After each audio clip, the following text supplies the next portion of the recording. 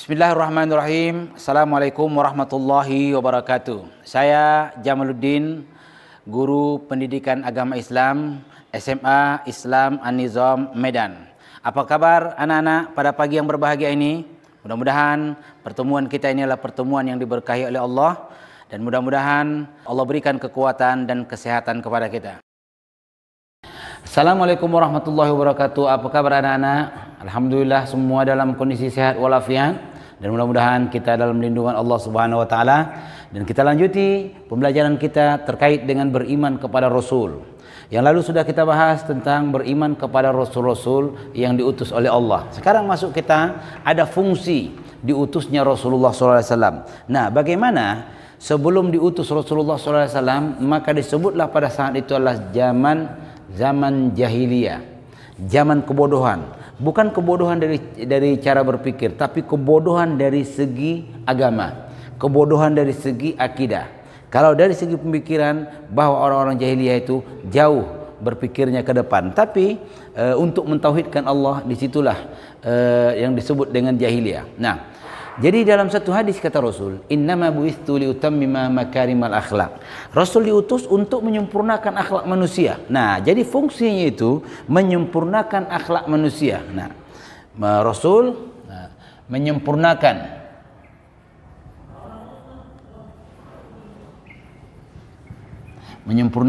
apa yang disempurnakan? Akhlak manusia.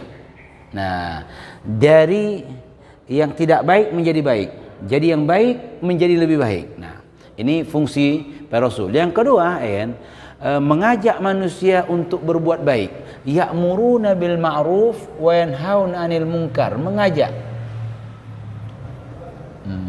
Mengajak. Tugas Rasul itu mengajak orang berbuat baik. Nah, dan melarang orang berbuat maksiat. Nah, fungsi diutusnya Rasul adalah untuk keselamatan kita semua makhluk. Nah, untuk keselamatan. Jadi dengan diutusnya Rasulullah SAW, kita mendapatkan rahmatan lil alamin, rahmat sekalian alam. Nah, ini yang berikut, menteladani perilaku Rasulullah SAW. Nah, yang lalu sudah kita bahas bahwa Nabi Muhammad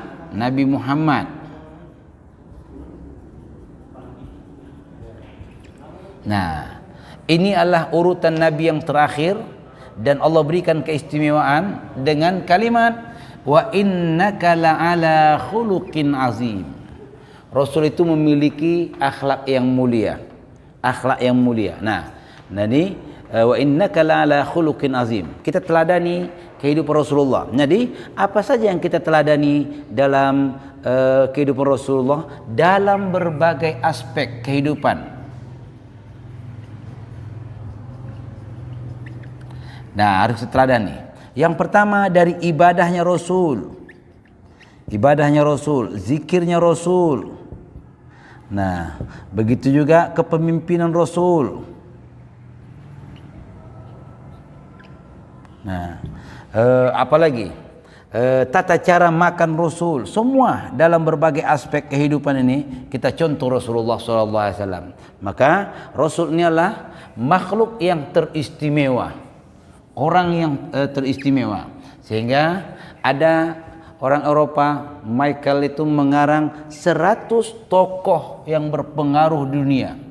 100 tokoh yang berpengaruh di dunia. Nah, ternyata di antara 100 ini urutan pertama adalah Nabi Muhammad.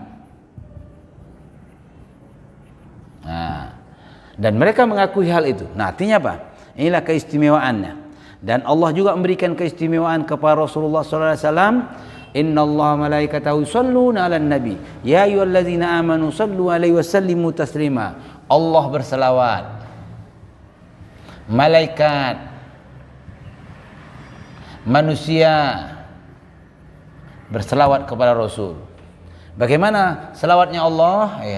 Bahwa Allah menurunkan rahman dan rahimnya. Selawat malaikat, bahwa malaikat senantiasa berdoa hanya untuk Rasulullah SAW. Manusia berselawat, Allahumma salli ala Muhammad. Nah, ini keistimewaannya. Oke. Jadi kita menteladani Rasul karena Rasul adalah sosok pemimpin, sosok dalam berbagai aspek kehidupan kita. Maka disebutkan dengan akhlak Rasul itu khuluqin azim, memiliki akhlak yang mulia, akhlak yang mulia. Tidak ada yang mampu menyaingi ibadah Rasulullah SAW. Ada 3 orang sahabat datang kepada Rasul, kepada istri Rasul Aisyah Ummul Mukminin, menanya, aina nahnu baina Rasulillah SAW, bagaimana posisi kami dengan Rasulullah SAW? Ana usalli lam urkid, saya solat terus sepanjang hari. Ana usalli lam uftir, saya terus puasa sepanjang hari. Ana lam atazawwajun nisa, saya tidak menikah. Ternyata 3 sahabat ni kata Rasul, kan, faman raghiba an sunnati falaysa minni. Rasul makan, Rasul menikah, Rasul tidur, semuanya. Tapi inilah satu keistimewaan bagi Rasulullah SAW yang harus menjadi suri tauladan kita. Maka ayat laqad kana lakum fi rasulillahi uswatun hasanah, sebagai suri tauladan. Rasul adalah sosok suri tauladan yang harus dicontoh oleh umat ni. Nah, yang berikut membaca sejarah para nabi. Kita baca kembali sejarah para nabi. Artinya bagaimana sepak terjang mereka untuk memperjuangkan nilai-nilai tauhid ini. Semua nabi-nabi. Maka bagi kita harus juga lebih membaca dengan sejarah Rasulullah SAW. Nah, kembali bahawa Allah juga memberikan satu keistimewaan kepada Rasul. Wa ma arsalnaka illa rahmatan lil alamin. Tidaklah kami utus engkau ya Muhammad kecuali untuk rahmatan lil alamin. Rahmatan lil alamin ini sejagat raya. Nah, dari langit, bumi semuanya akan mendapatkan rahmat dengan diutusnya Rasulullah SAW. Pada zaman jahiliyah, wanita itu dihinakan. Nah, anak bayi dibunuh. Tapi setelah datang Rasul, mendapat rahmat, sehingga hilanglah sistem yang dibangun oleh orang-orang jahiliyah. Nah, dan mendapatkan rahmat juga binatang, sehingga dalam satu hadis, tidak boleh kau buang air kecil di bawah pohon. Nah, tidak boleh kau membuang air kecil di lubang semut. Ini apa? Semut, binatang juga mendapatkan rahmatan lil alamin, rahmatan lil alamin. Fa idza dzabhtum fa ahsinu dzibhatah, kata Rasul. Kalau kau menyembelih, baguskan sembelihannya. Nah, dan inilah sampai binatang juga.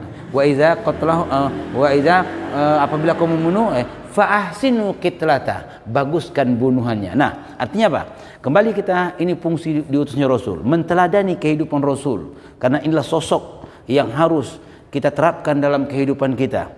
Yang berikut kita baca lagi kembali sejarah Rasul. Allah memberikan keistimewaan rahmatan lil alamin. Mudah-mudahan video pembelajaran yang singkat ini bisa memberikan manfaat kepada kita, dan mudah-mudahan kita bisa menerapkan nilai-nilai yang dibangun oleh Rasulullah SAW. Lebih dan kurang mohon maaf. Aku lu qauli hadza wa astaghfirullah. Assalamualaikum warahmatullahi wabarakatuh. Alhamdulillah, demikian video pembelajaran kita hari ini.